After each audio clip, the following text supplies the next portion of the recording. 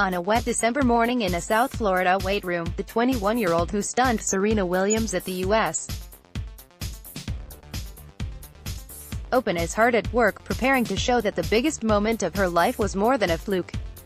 As an arrow flashes on an iPad in front of her, Naomi Osaka darts in the direction it signals, pauses, then pivots when it sends her the other way, without missing a step.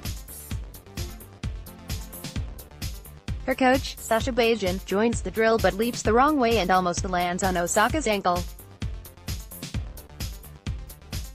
Bajin feigns horror, prompting fellow Pro Tour player Monica Puig to suggest Osaka give her coach a hug. She gives hugs like no other, Bajin says, his sarcasm thicker than midsummer heat. "I'd only hug people I like," Osaka parries. The exchange would be unremarkable were it between almost anyone else. But Bajin's playful banter is a key part of his strategy to break his young charge out of her shell. And for Osaka, a precocious talent in a global sport with the kind of multinational background that marketers dream about, doing so could mean the difference between a career like that of the idol she upset at the Open or, well, a fluke. "It's easier to take over the world," Bajin says, "if you're not so caved in." Many people's introduction to Osaka came in September at the U.S. Open Trophy presentation, when the surprise champion covered her eyes with her visor as boos rained from the crowd. "I didn't want people to see me crying," Osaka tells Time, "because that's pathetic. The moment should have been celebratory, a rising star assuming her place among champions after defeating the greatest of them all. Instead, it was painful. Thousands of fans, livid that umpire Carlos Ramos assessed Williams a code violation for verbal abuse that cost her a full game late in a Grand Slam final, filled Arthur Ashe Stadium with jeers. Rage pierced the still air, as if a wrestling heel were entering the ring and not a 20-year-old being honored for finishing a fairy tale. Standing on the podium for the ceremony, tennis legend Chris Evert says she just wanted off. "I've never seen or felt anything like it," she says. The negativity, the anger. From his seat, Bajin seethed, "I wanted to jump everybody in the crowd." At first, Osaka thought the boos were for her. She knew the crowd, and millions more watching on TV, desperately wanted Williams to win a record-tying 24th Grand Slam title after she nearly died after giving birth. When it was her turn to speak, Osaka apologized for doing her job and beating her opponent. And so it was that the woman who could be the heir to the Williams sisters met the world through a frowning face and lowered brim. 3 months later, Osaka is relaxing on the balcony of the Evert Tennis Academy in Boca Raton, Florida, where she trains. She doesn't fault Williams for fighting with the umpire and upstaging her victory. "Serena's Serena," Osaka says in her first extended interview since the match. "I'd experience her life. I can't tell her what she's supposed to do, because there are things that she's gone through. I have nothing against her or anything. I actually still really love her." Osaka insists she's come to terms with it all. She appreciates that Williams did eventually implore the crowd to stop jeering and applaud Osaka with a proper, if belated, ovation. In fact, Osaka insists she wouldn't change anything about what happened. "In a perfect dream, things would be said exactly the way you would want them," she says. "But I think it's more interesting that in real life, things aren't exactly the way you planned. And there are certain situations that you don't expect, but they come to you, and I think those situations set up things for further ahead." The future actually came ahead of schedule for Osaka when she stormed through the field in New York, and she and her team are scrambling to capitalize. Born in Japan to a Haitian father and Japanese mother, Osaka grew up in the U.S. but competes for Japan. She has become a bankable celebrity in her native country and a source of inspiration to many multiracial people there. With the 2020 Summer Olympics in Tokyo, global companies are falling all over themselves to align their message with her 120 meters (ph) serves. "If you're talking about an international sporting event like the Olympics," says Bob Dorfman, creative director of Baker Street Advertising in San Francisco and a veteran sports marketer, "she's your international star. You're going to market it around She's got American appeal, Caribbean appeal, Japanese appeal. As nationalities continue to mix in this world, that makes her even more desirable. First, however, Osaka needs to keep winning. Her biggest test yet will come at the Australian Open, which begins on Jan. 14 in Melbourne. The great players have a way of finding another gear in the Grand Slam spotlight. Osaka has shown that she has the power game to beat the best. But can she do it when everyone is expecting her to and millions of dollars are riding on it? Osaka's road to the top of tennis traces to 1999, when her father, Leonard Maxime François, watched a young Venus and Serena Williams playing in the French Open on TV. He heard the story of their hard-driving father, who groomed his daughters despite being a tennis novice, and figured he could do the same. "I always thought I could have been a great athlete if I had that support," François says. He had met Tamaki Osaka earlier in the decade, as a college student from New York studying in Sapporo. Over the objections of Tamaki's father, who did not approve of the relationship, the couple married. They had 2 daughters, Mari and Naomi, born 18 months apart in Osaka. For practical purposes in a country that can be hard for outsiders to penetrate, the girls took their mother's surname. Inspired in part by the Williams sisters' path, the family left Japan for the U.S. when Naomi was 3. They moved into the Long Island home of Leonard's Haitian parents, eating beans and oxtail and hearing Creole around the house. Tamaki spoke both Japanese and English to the kids, and kept Japanese customs like Hina Matsuri, the March 3rd celebration of girls' health and happiness. Sisters went to public school, but their lives revolved around tennis.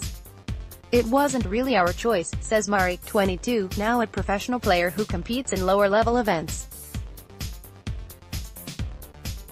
Still, they liked the game enough to train for hours at public courts on Long Island. And for the girls, the Williams sisters became the models that Richard Williams was for their father. Naomi even did a 3rd-grade report about Serena. The family plan intensified in 2006 when they moved to Florida, the epicenter of American youth tennis. The kids were homeschooled online and dedicated even more time to honing their craft. "I'm the type of person when I want to do something," François says, "I just go for it." The Osaka girls, like the Williams sisters before them, largely eschewed the junior tennis circuit, a cutthroat environment that burns out many promising teen players. Instead, they battled each other every day. "She was sort of the driving force," Naomi says of her sister. "Because when we were little, I wasn't really too good. I was just there. I didn't really care. I was just playing because she was playing and I wanted to beat her." As Naomi started winning, it deepened her determination. "Once she puts her focus on something, she never strays from it," Mari says of her younger sister. "It gets to the point where it's almost ridiculous." Mari's favorite example is not on the court, but rather her sister's penchant for eliminating virtually all fat from her food, even if it takes 20 minutes to trim every piece of meat she eats. "What the hell," says Mari. "How do you have the time and dedication?" But she's obsessed. Naomi was promising enough to turn pro in 2012, when she was 14. She climbed the rankings quickly. At the end of 2014, she stood at no. 250 in the world. 2 years later she was ranked no. 40 after reaching her first WTA tournament final, and making the 3rd round of all 3 Grand Slam tournaments she played. Osaka was named 2016 WTA Newcomer of the Year. But there's a chasm between the good players on tour and the great ones, who regularly contend for Grand Slams. Many close observers credit Osaka's move into the latter group partly to the decision to work with Bajin at the end of 2017. A 34-year-old Serb born and raised in Munich, he spent 8 years as Serena Williams' hitting partner before coaching Osaka. "I saw tremendous improvement in mobility around the court," says Everett, who analyzes the tour for ESPN. "The transformation, in a year, was unbelievable." Osaka plays a power game similar to her idols, relying on big serves and even bigger shots rather than defense and finesse. Bajin, who knows the style well from his time with Williams, helped Osaka refine her approach. "I see her hit balls late, and she just directs them down the line and they go like freaking rockets," he says. "My heart freaking stops." In March, Osaka won the competitive Indian Wells tournament, and at the next event, in Miami, she crushed Williams in straight sets in the first round. Williams was in the early stages of her comeback, but the win confirmed that Osaka was someone to reckon with.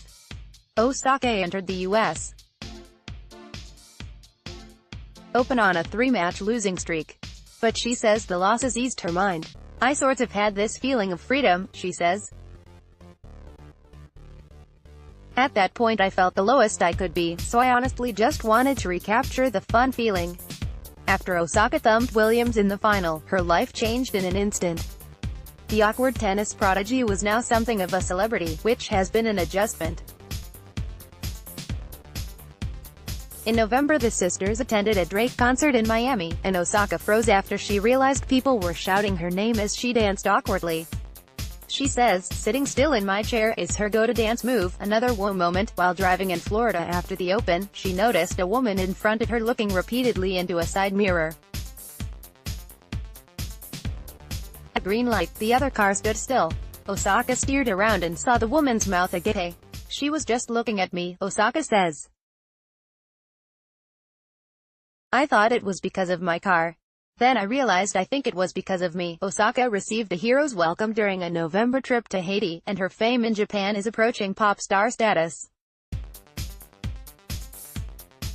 When she visited Tokyo in September, Osaka had to sneak into her hotel through a side entrance. Paparazzi trailed her throughout the trip.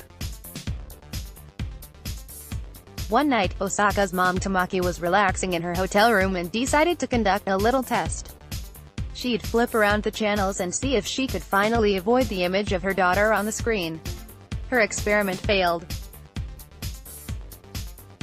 Osaka's connection to Japan is both implicit and complicated. She was born there but has lived in the U.S. since she was 3. She is conversant in the language but typically responds to questions from Japanese reporters in English. Still, when the girls were junior players, their parents decided their daughters would represent Japan in international competitions, given the family's cultural ties to the country. The decision has paid dividends. As the first woman from Japan to win a Grand Slam, Osaka is a pioneer. If she competed as an American, it wouldn't be a milestone at all, and the battle for attention and endorsements would be more difficult. Despite the affiliation, Osaka says she doesn't feel more attached to one part of her identity than to any other. "I don't really know what feeling Japanese or Haitian or American is supposed to feel like," she says. "I just feel like me. Japan is one of the most homogeneous places in the world. Around 98% of the population is ethnic Japanese, and being multiracial are what's known as half-u, or half can be fraught." Carla Capers, an English teacher in Kobe whose parents are African American and Japanese, says coworkers often ask her if she can understand Japanese phrases. "I'm like, I live here, I speak the language," says Capers. "People kind of dumb everything down. It gets really annoying." For those who see the possibility of a broader definition of what it means to be Japanese, Osaka has become a symbol. "It means a lot to me, it means a lot to my students who are mixed to see her on TV representing Japan, and seeing a resemblance," says Harmony Egby, a first-grade teacher in Okinawa whose mother is Japanese and father is Nigerian. "There's an unspoken definition of what it means to be Japanese," says Megumi Nishikora, co-director of the 2013 film Hafu, The Mixed Race Experience in Japan. "Follow the customs, speak the language fully, look Japanese. She doesn't click many of those boxes. That poses a challenge. People are having to redefine Japanese identity." She's helping spread that conversation, which is remarkable. Japan's leading companies have taken notice. The Citizen Watch model that Osaka wore for the U.S. Open final almost sold out after her win. In the US, sales of the strings Osaka used on her Yonex racket rose 155% in the fourth quarter of 2018 compared with the previous quarter. Nissin, the instant ramen giant, put her face on its cup of noodles. Among the other major deals announced since the Open, a sponsorship with Shiseido, the cosmetics company, and an agreement with automaker Nissan, which recently released a special edition model to commemorate the partnership. A deal with an airline is likely to follow, as are those tied to major Olympic sponsors and an apparel company. Her contract with Adidas conveniently expired at the end of 2018. Osaka's agent declined to reveal her endorsement income, but a person with knowledge of the market has estimated that she will go from earning about $2.5 million per year before the U.S. Open to taking in north of $15 million annually afterward. Eight-figure investments come with thick strings attached. Osaka's sponsors expect her to keep winning and to function as the public face of their brands. Osaka generally prefers to keep hidden. "Everyone around me has more confidence in me than I do in myself," Osaka says. She's given to self-deprecating comments like, "I think everyone is cooler than me," which come across as sincere rather than false modesty. And she excessively apologizes for things large and small. Osaka said she was sorry for beating Williams, though no one deserved that victory more. And after one of our interviews, Osaka apologized for stepping over my computer bag, even though it was in her path. Some of this comes from spending your childhood chasing tennis dreams rather than being social. To go out of the way to make a friend, for example, you would have to say hi the morning, text them sometimes, says Sister Mari. She doesn't really put in the work for it. When asked her favorite moment of the post-US Open victory tour, Osaka doesn't mention going on Ellen or meeting LeBron James, one of her favorite athletes. Her pick, a trip to Universal Studios while in Singapore for the tour finals. "I got to skip the lines and stuff," says Osaka. "So that was fun." Osaka is a star without the pretense, a multi-million-dollar corporate investment who still quotes Pokémon and predicts that fans should expect just a whole bunch of awkwardness from her off the court. Mari says she hasn't noticed much of a change in her kid sister, aside from her more frequent shopping excursions online. "She's going crazy," says Mari. "Every day is like Christmas." If Osaka hasn't changed, the expectations for her have. She'll enter the Australian Open ranked 4th in the world and favored to make a deep run. But the field is loaded. Defending champion, Caroline Wozniacki, is ranked No. 3 in the world, while the two top-ranked players, Simona Halep and Angelique Kerber, each won a Grand Slam last year. Meanwhile, Serena Williams still looms. Williams reached the finals of the last two major tournaments. And the last time she played in Melbourne, in 2017, she defeated Sister Venus in the final while 2 months pregnant. The end of the Williams era may not be here, but it is in sight. Osaka is wary of any "next Serena" label.